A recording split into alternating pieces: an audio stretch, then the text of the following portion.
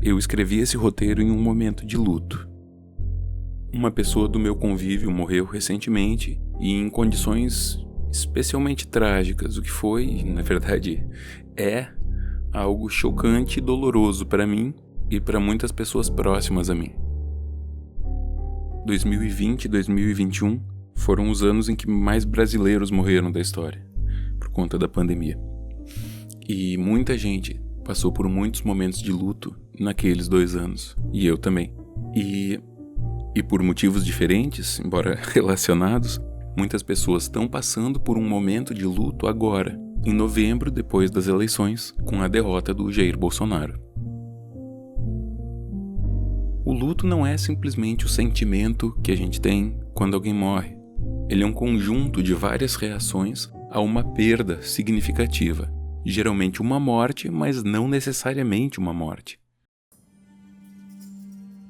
Tem muitos bolsonaristas, e quando eu digo bolsonaristas eu não quero dizer pessoas que votaram no Bolsonaro, porque tem muitas pessoas que votaram no Bolsonaro porque acharam que era a opção menos pior, ou porque foram coagidas a votar, ou enfim.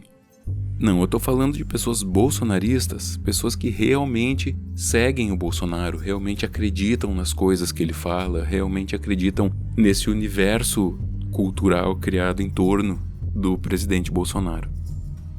Então, muitos bolsonaristas estão enfrentando agora um momento de luto. Eles tiveram uma perda muito grande, que para eles não é só a perda da eleição. Eles acreditam que com essa derrota eleitoral vai vir um monte de coisas completamente horríveis e abjetas, que com essa derrota eleitoral a gente vai entrar no que eles acreditam que seja o comunismo ou o socialismo, que eles acreditam que é algo autoritário, que eles acreditam que é algo que traz miséria, que eles acreditam que é algo que traz corrupção, ou então que é uma batalha espiritual e que o Lula vai fechar as igrejas e combater a religião, que vai servir o demônio ou os espíritos do mal, que vai transformar a vida dos bons cristãos no inferno, acabar com a família, enfim, várias coisas.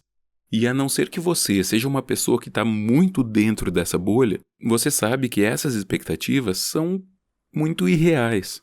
A imensa maioria das pessoas sabe que é razoável esperar do Lula ou um governo melhor que o do Bolsonaro, ou até um governo equivalente ao do Bolsonaro, ou até, quem sabe, um governo pior do que o do Bolsonaro, mas não essas coisas, esses fantasmas gigantescos do comunismo, do que essas pessoas acreditam que é o comunismo.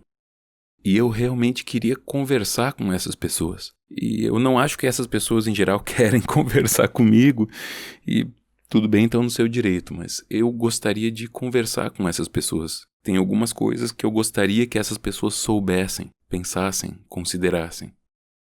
Mas quando eu estou falando de bolsonaristas, eu não estou falando de um tipo de pessoas. É completamente irresponsável intelectualmente pegar milhões de pessoas, homens, mulheres de diversas etnias, de diversas idades, de diversas classes sociais e etc., e colocar todas essas pessoas num grupo homogêneo como se elas fossem todas iguais, se sentissem da mesma forma, pensassem da mesma forma e etc.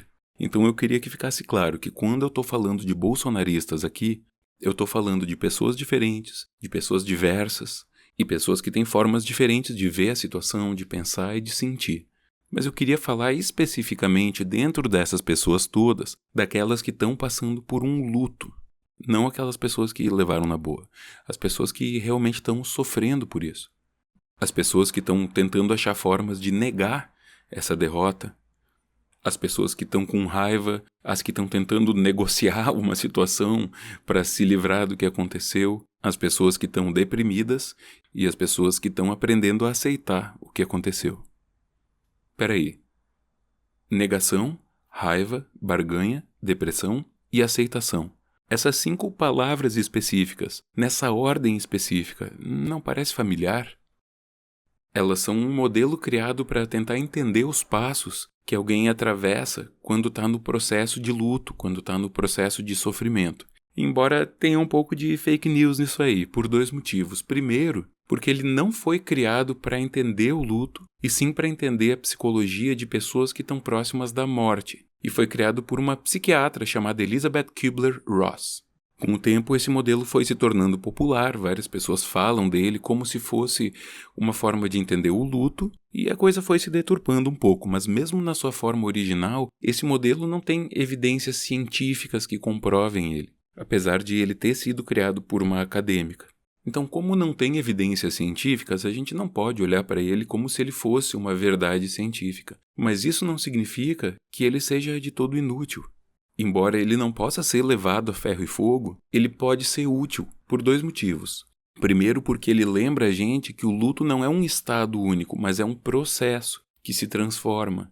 E em segundo, porque ele lembra a gente que esse processo não é o processo de surgimento e desaparecimento de uma emoção, mas de várias emoções diferentes.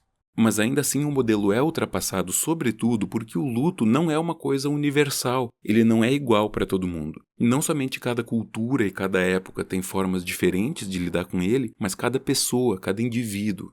Da minha perspectiva, de onde eu estou vendo, uma diferença crucial entre o luto que eu estou vivendo e o luto dos bolsonaristas é que, ao contrário do caso de quem perdeu uma pessoa próxima e, portanto, vive uma perda real, os bolsonaristas têm uma perda que é, ao menos em grande parte, uma perda imaginária. Eles acham que por conta dessa derrota estão perdendo várias coisas que, na verdade, eles não estão. Eles estão em luto por uma ficção. E é claro que acreditar em ficções como se fossem reais é algo que faz parte da vida de todo mundo, seja nas religiões, seja no dinheiro e por aí vai. Mas em muitos casos, esse imaginário ele traz conforto e paz para quem acredita nele. Eu tenho certeza de que se os vikings acreditavam que os seus colegas que caíram no campo de batalha estavam agora em Valhalla lutando ao lado dos deuses, se essa crença era real, não o objeto da crença, mas a crença em si, se eles realmente acreditavam nessa ficção, isso devia trazer para eles algum conforto. O luto dos bolsonaristas é diferente. É provável que para grande parte das pessoas que estão vivendo esse luto, a vida vá ser melhor num novo governo do Lula do que seria em um segundo governo do Bolsonaro. A gente não sabe o que vai acontecer, a gente está falando de conjecturas. Mas para a maior parte dos estudiosos de política, para a maior parte das instituições políticas e para a maior parte dos brasileiros que votaram, é no mínimo razoável acreditar que um novo governo do Lula deva ser melhor para a maior parte das pessoas que um novo governo do Bolsonaro. E mesmo para a maior parte das pessoas que votaram no Bolsonaro, é irreal ficar imaginando que com a entrada do Lula o Brasil vai virar uma ditadura, as pessoas vão começar a passar fome, etc., porque o Lula já governou por 8 anos e nada disso aconteceu. Pelo contrário, nossa economia foi bem, o Brasil reduziu a fome, as liberdades políticas de todos foram garantidas, a liberdade de expressão e da mídia foram garantidas no governo Lula até mais do que nos governos anteriores e do que no governo do Bolsonaro. Se você não acredita, vai no Google e escreve "ataca a imprensa" ou "ataques à imprensa" ou qualquer coisa assim.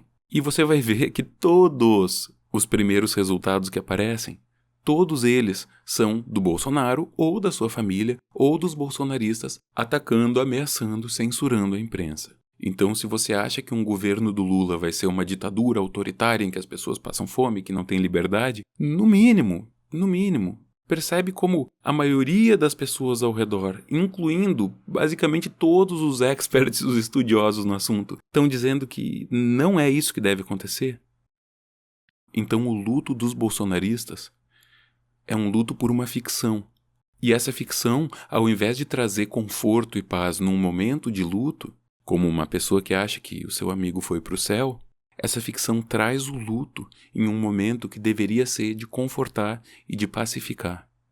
Mas tem algo que é muito importante lembrar quando a gente está falando sobre isso. Se os medos que levam esse luto a existir são medos de coisas falsas, são medos baseados em mentiras, o medo propriamente dito é real. Se um egípcio há 3.000 anos atrás tivesse medo de ir para o Duat e ser devorado por Amut, a devoradora dos mortos, por mais que Duat e Amut não existam, o medo que essa pessoa sentia era real. E todos nós temos medo de coisas que não são reais. O medo que esses bolsonaristas estão sentindo é real. O luto é real. O sofrimento é real. E tentar ajudar essas pessoas a se libertarem desses fantasmas em que elas insistem em se apegar pode ser muito mais do que somente um ato político. pode ser, além disso, um ato de compaixão e empatia por um colega humano que tem um sofrimento real sem razão de existir.